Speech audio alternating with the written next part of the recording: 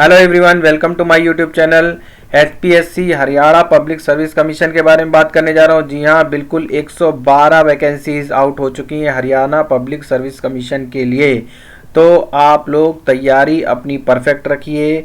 जिन्होंने भी अपनी हाल ही में जुडिशरी के एग्जामिनेशंस दिए हैं उनकी लॉटरी लग गई है। ये उनके लिए भी बहुत बड़ी एक तरह से राहत वाली बात है। जो एज से रिलेटेड परेशान थे, वो किसी प्रकार का जो है उन्होंने यूपी जुडिशरी का, यूपी से बिलोंग करते हो या कहीं से बिलोंग करते हो, उन्होंने जुडिशरी के एग्ज़ाम के लिए जो अपर एज क्राइटेरिया है तो इन्होंने यहाँ पे थोड़ी दरिया दिली दिखाई है। और जी हाँ, 42 साल की उम्र तक के लोग इसमें अप्लाई कर सकते हैं। तो चलिए वैकेंसीज को जानते हैं शुरू से लेके एंड तक, पूरी डिटेल डिस्कस करते हैं क्या है इस वैकेंसी में। और इससे पहले एक छोटी सी रिक्वेस्ट है, जैसा कि मैं हमेशा करता हूं, अगर आप इस चैनल में नए हैं तो सारी इन्फॉर्मेशन के लिए आप इस चैनल को सब्सक्राइब कर लीजिए, बेल का आइकन प्रेस कर दीजिए ताकि नोटिफिकेशंस जो भी हैं आपको समय पे मिल सकें। आइए देखते हैं वैकेंसी की पूरी डिटेल क्या है। तो ये है वैकेंसी की detail. Haryana public service commission जो है वैकेंसीज जो है advertisement number, date of publication ये इन्होंने कल की डाल रखी है। हालांकि ये ऑनलाइन जो है वो आपको आज ही अवेलेबल हो गई है, हो सकता है हार्ड कॉपी इनको कल तक अवेलेबल हो जाके, लेकिन चलो समय से पहले ही आपको इन्फॉर्मेशन आज मिल गई, कल की इन्फॉर्मेशन अच्छी बात है। तो अब ये देख लीजिए, opening date for submission of online application है 1 March. Closing date for submission of online application है 28 मार्च 11:55 PM तक। ठीक है, 28 मार्च तक आपको ये फॉर्म भर देना है। अब इसमें हम डिटेल से जानकारी ले लेते हैं वैकेंसीज के बारे में। तो आपको 1 मार्च से एप्लीकेशन पोर्टल में अवेलेबल हो जाएगी वैकेंसी।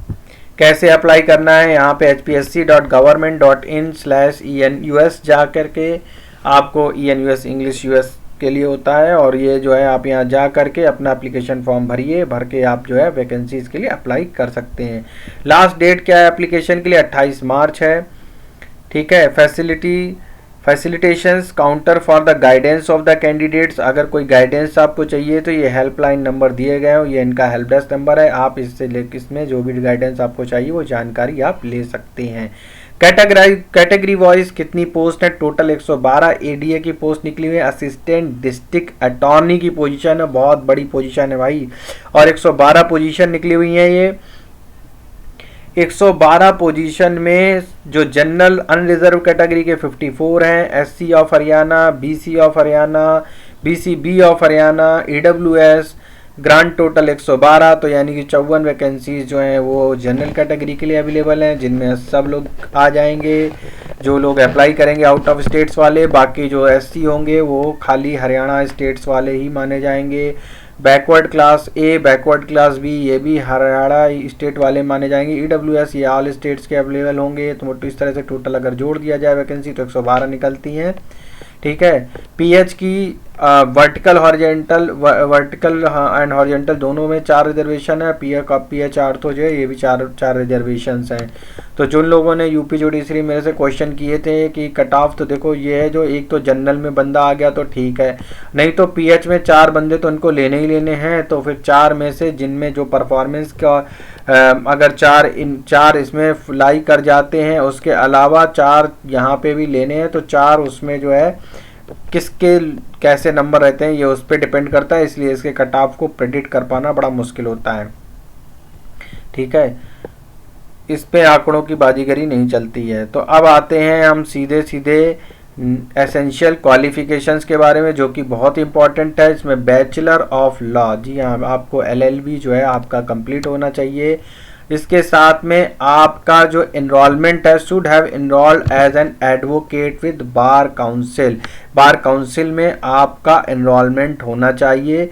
हिंदी और संस्कृत में अप टू मैट्रिक स्टैंडर्ड जो है आपको हिंदी में आपने पढ़ाई करी होनी चाहिए। संस्कृत या हिंदी में मैट्रिक स्टैंडर्ड तक आपने पढ़ाई की हुई होनी चाहिए। The eligibility of the candidate regard of the educational qualification shall be determined on the closing date of 28 March 2023 fixed for submission of online application form. All application must fulfil the essential requirement of the post and other conditions before the closing date. तो 28 मार्च तक आपको अपना सब कुछ complete कर लेना है, उसके बाद कुछ भी कंसीडर नहीं किया जाएगा।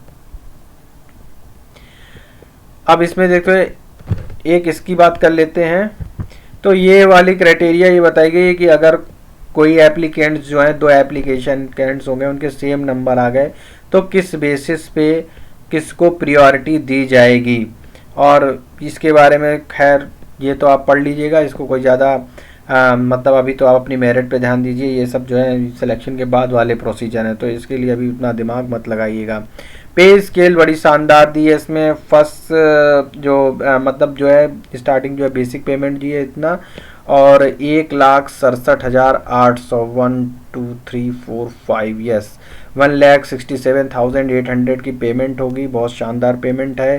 तो आई मीन ये जो पेमेंट है 1,67,800, इसके अलावा रिनोमिनेशंस होते हैं, कुछ फैसिलिटीज़ होती हैं, उन सबको हटा के भाई तो काफ़ी इम्पोर्टेंट है आपके लिए। काफ़ी अच्छी वैकेंसीज़ हैं, जल्दी से ग्रैब कर लीजिए आप। और मेरे हिसाब से सबको ये फॉर्म जो है भरना चाहिए और पेपर देना चाहिए। और हरियाणा जुडिशरी की जो बात है वो कुछ अलग ही है, तो इसमें जो है आपको ज़रूर अप्लाई करना चाहिए मेरे हिसाब से।